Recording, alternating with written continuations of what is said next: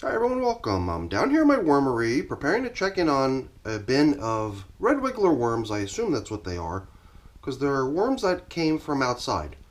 I had recruited these worms from my compost barrel, and 210 days ago, 30 weeks, we launched our outdoor worm bag, sixth version of it, 6 times around. And on day 174, we were expecting some really chilly temperatures, so it was at that point we decided to bring the bag indoors and bring it into a warmer environment where it can remain productive. And it's been here ever since. So, we're going to be abiding by what I consider to be my current definition of foraging.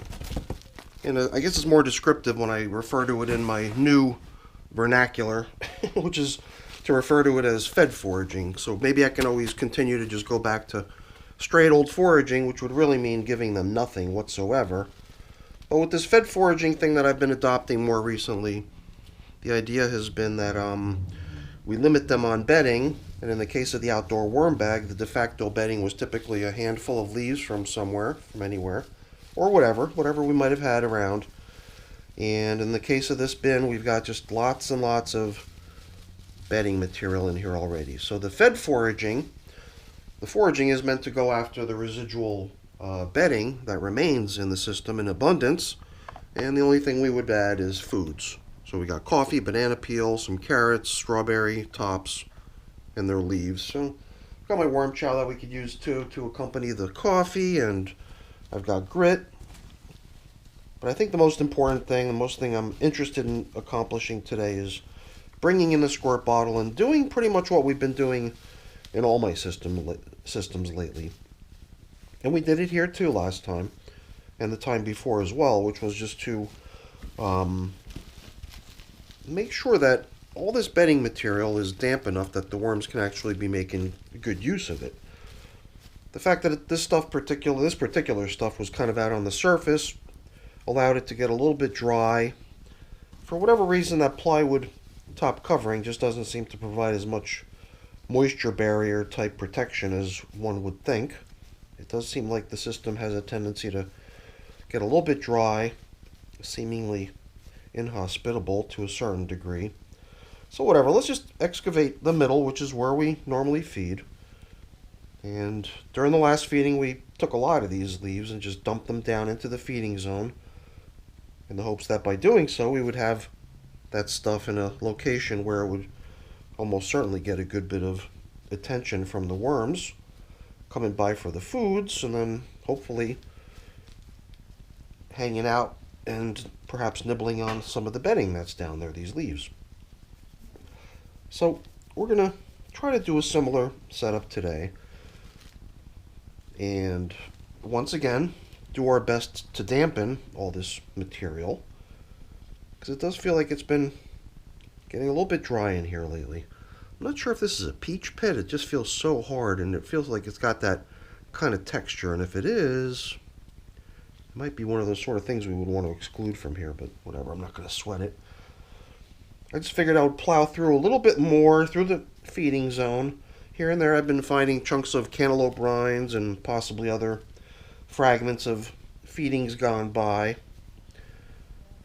So I'm just going to try to come up with a nice little collection of bedding materials over here. Let's just excavate a little further through the middle, because there is a lot of this stuff in here. And oh, look at that. Okay. Kind of makes sense that after only 10 days, the banana peel that we throw in here for them is still intact. And look at all those cool castings that are piling up all over this thing. Very nice. These worms look pretty content to me.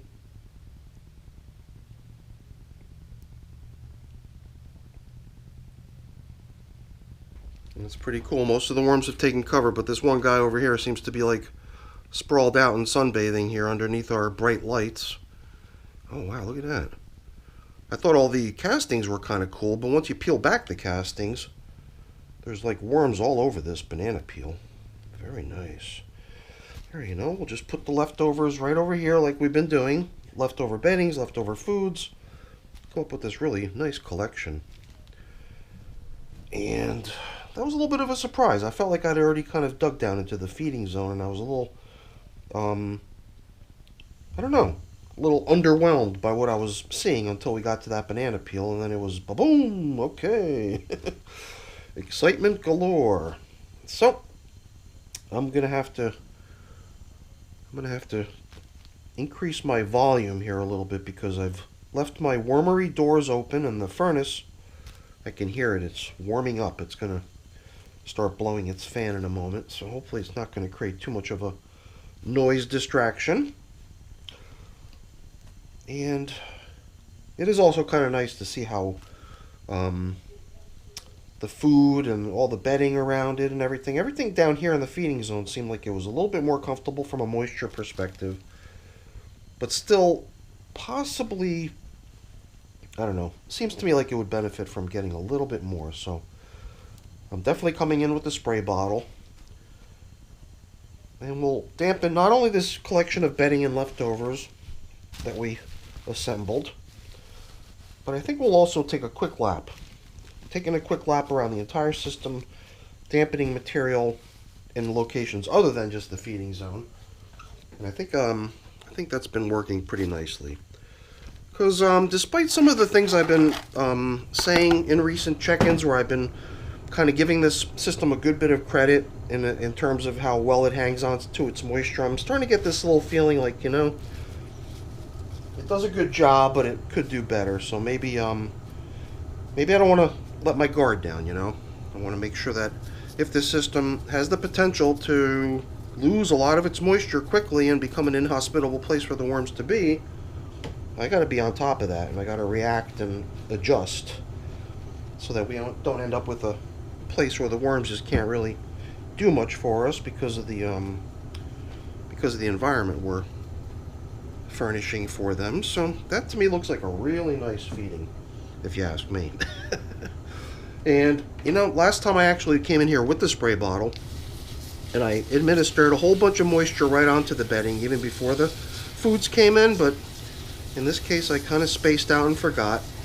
But I got a feeling if we're really generous, this water will find its way past all the yummy foods and down into that foundation of leafy matter, and hopefully creating a space where the worms can retreat to if the outer edges become a little bit inhospitable and dry. So I think things look pretty nice. So like I said, I'm going to do a quick lap, and at the same time I'm going to do what I usually do, is try to combine some of the stuff that we're examining and tilling up with some moisture. It'll give us a little peek into how things are doing on the outskirts.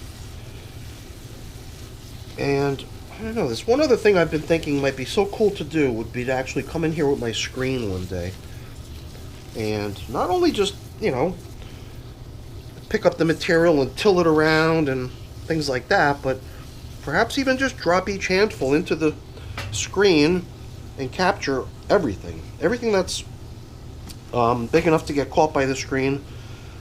And what we'd be left with would be a really, really sweet batch of material, and then what got caught in the screen could become the foundation for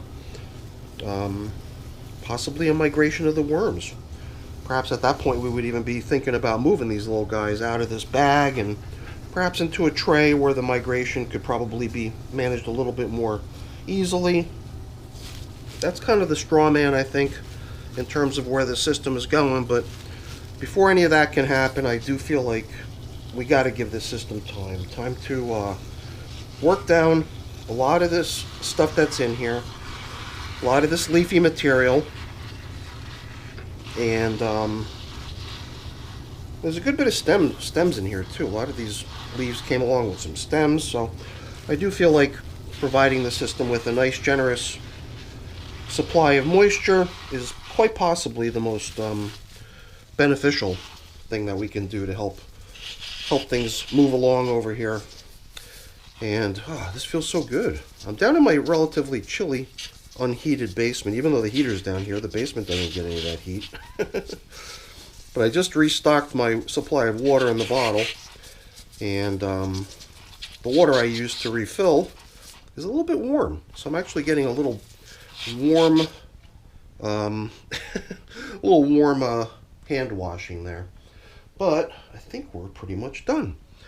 We're going to leave this piece of paper out here. I told you fed foraging is a little rule that I've been following that says no new bedding, but here and there I try to be generous. So instead of going back with just the old beaten up feeding zone indicator, I figured let's give them another one. So even though there's tons of leaves down there, if they should just happen to get a hankering for paper, perhaps a slightly easier bedding to chew on, there it is for them. So last time we dampened all this stuff. We dampened the feeding zone indicator as well as this top covering newspaper, but as you saw when we came in here, the stuff had gotten dry. So that to me seemed like the indicator that, you know, as much as I would like to think that stuff right beneath this piece of plywood is going to stay nice and damp, it doesn't seem to. So, no big deal. We'll just adapt. So that's it for the check-in, everyone. Hopefully you enjoyed it. If you did, as always, please don't forget to leave me a quick thumbs up before you go. That's always really appreciated. And if you haven't done so already, please also consider subscribing to the channel. That's very much appreciated as well. All right, everyone. Have a great day. Thanks for watching. Bye now.